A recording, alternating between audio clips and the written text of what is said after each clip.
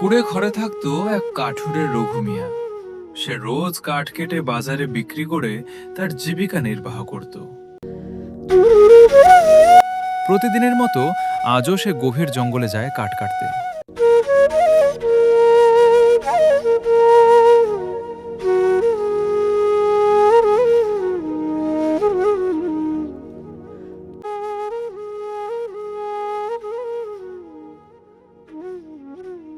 কাঠ কাটতে কাটতে হঠাৎ সে কারো হা হা শব্দ শুনতে পায়।